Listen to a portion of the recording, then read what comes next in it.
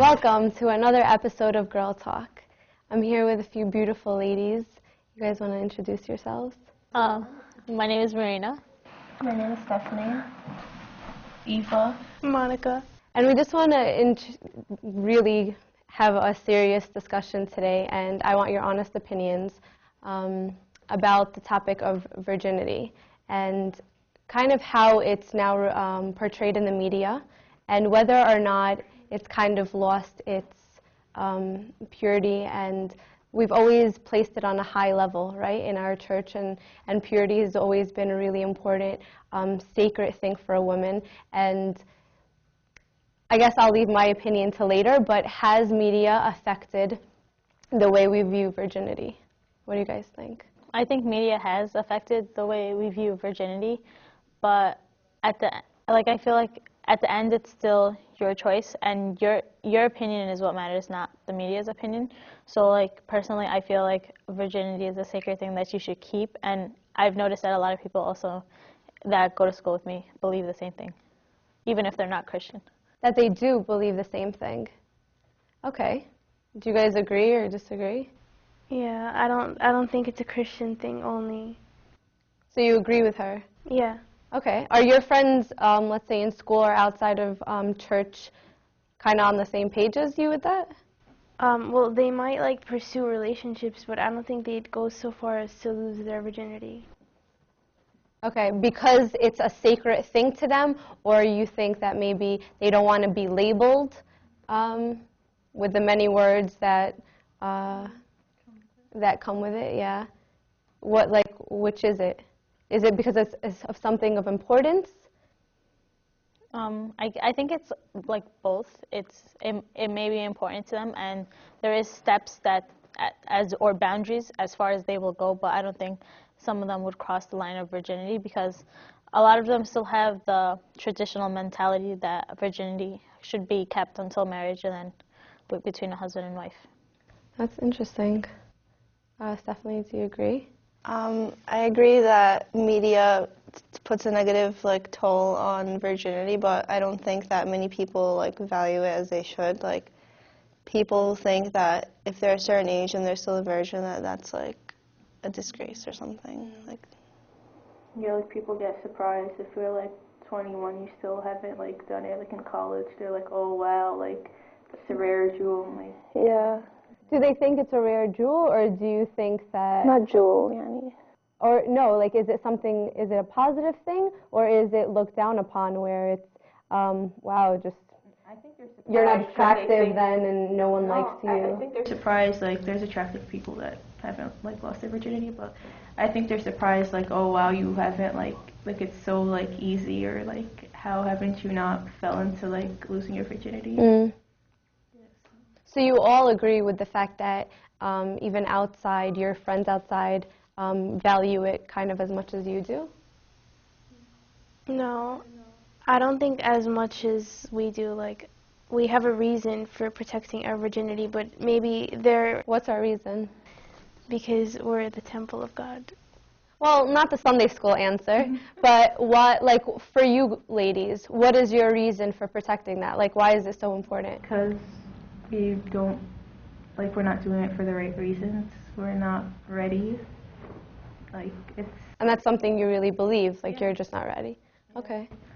I personally believe, I should, after marriage, I don't understand why we would do it, before, and, risking it, the relationship might be, not... Yeah, and, the risks of having a baby and then having to abort it or give it up for adoption. Also, your virginity is, something that is going to be kept with you forever, the memories you have, if you did it and stuff like that, but... I would like to share that with someone I know who's going to last with me forever, not with someone who's I don't know when we're going to end. Our relationship is going to be over. So that would be a waste to me to just give it up like that. Well, what do you say to the girls that are just oh my God, we're going to be together forever, and, at 17, I know that he's the one? What do you say to that? I think they should really rethink, what future holds for them, and just see people go, different paths, at a certain age, after high school, after college. So they're not always going to be together and then people change or like different interests, or you meet like new people. So it's not. No. What do you think are the consequences for losing it? Obviously, pregnancy is one huge consequence. And diseases. Yeah, STDs. Okay, but those are chances, right? And let's say those two things don't happen. Like the emotional impact too. Okay, what is the emotional impact? Basically, it's a really big scar left in you because if it doesn't work out, then you're left with like a big hole in you. Yeah, you'll have like a lot of regrets. Like, I can't believe I did this, oh my god.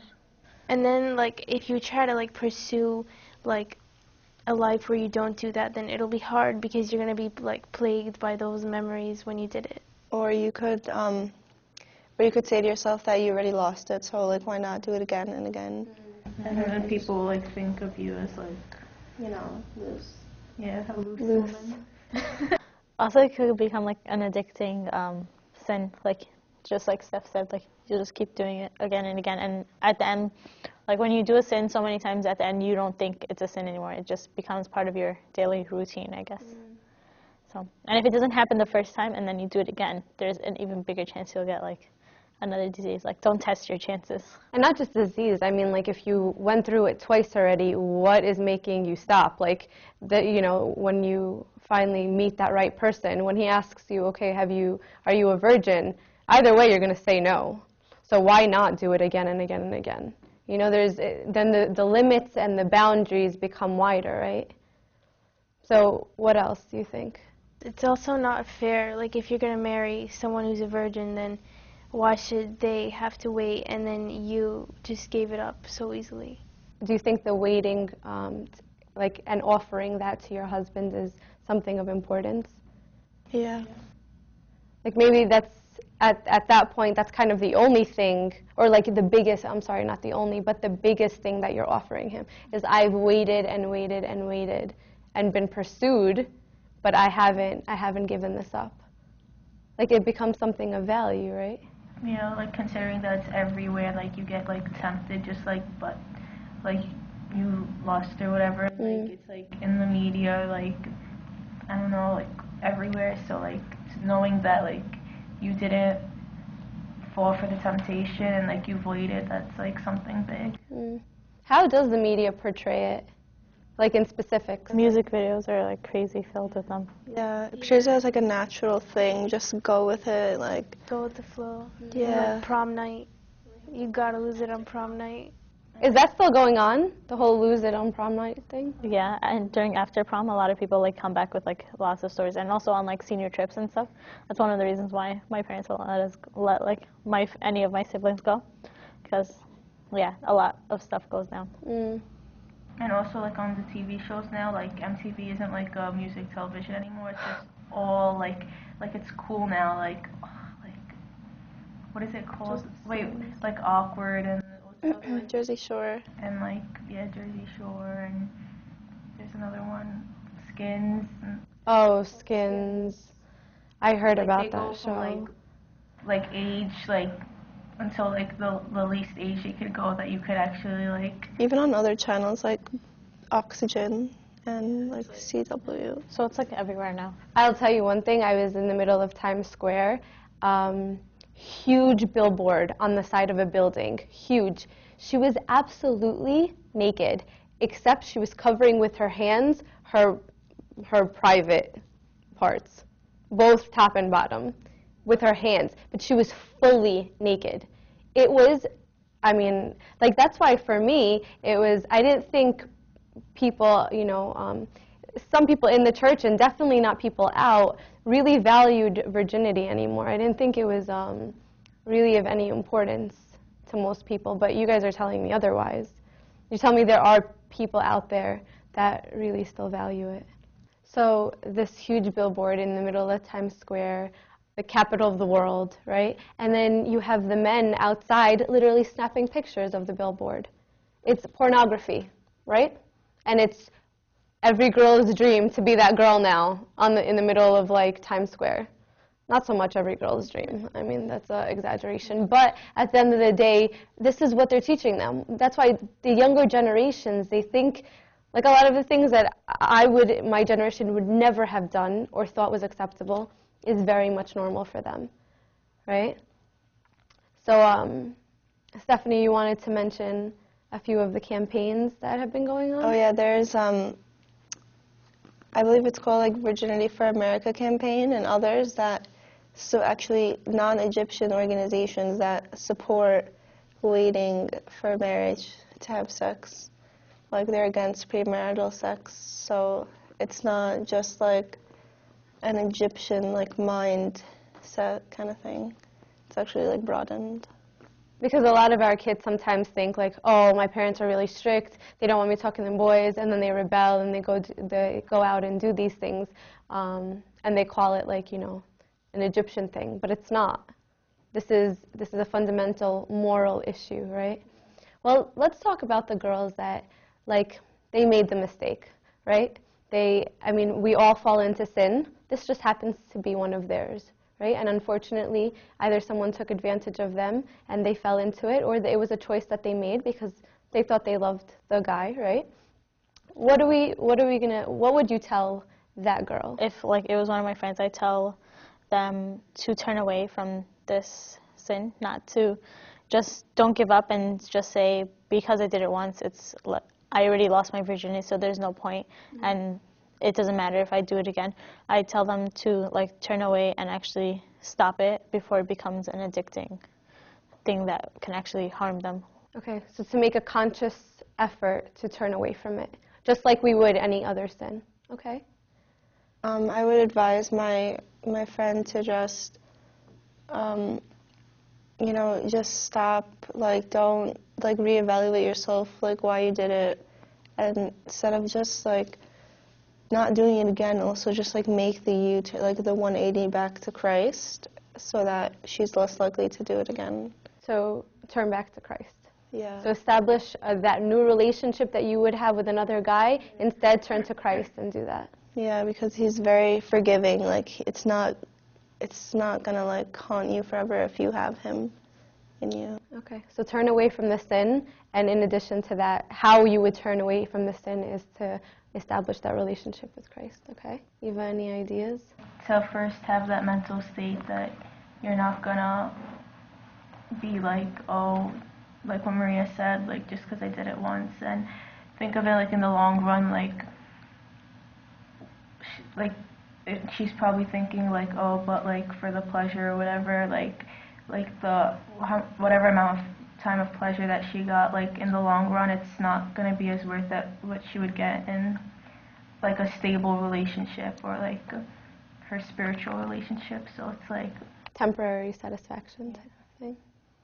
Okay, so think of the future consequences.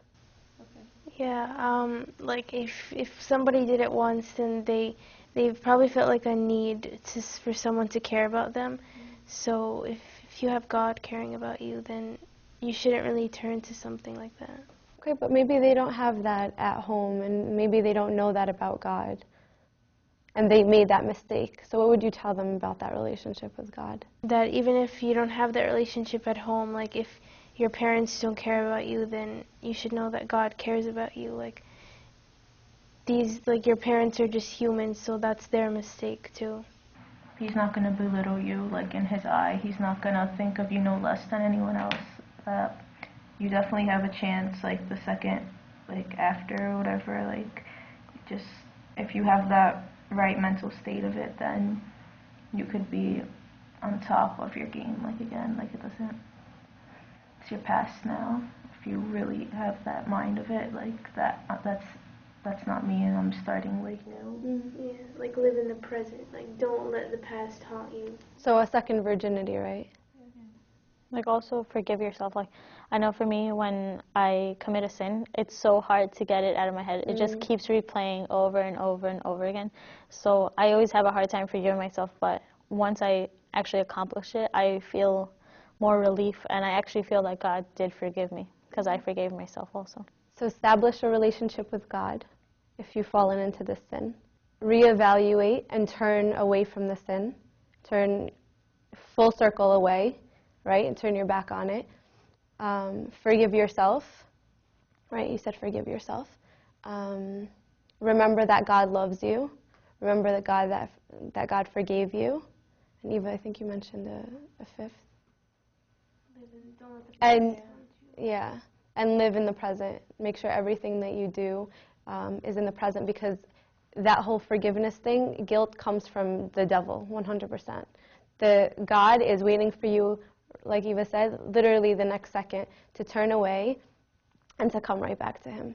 So you are more than able to be a virgin again in his eyes, and his eyes are the only ones that matter. So thank you so much for joining me in this really, really actually very nice conversation. Until next time, we hope you enjoyed it as well. Thank you very much.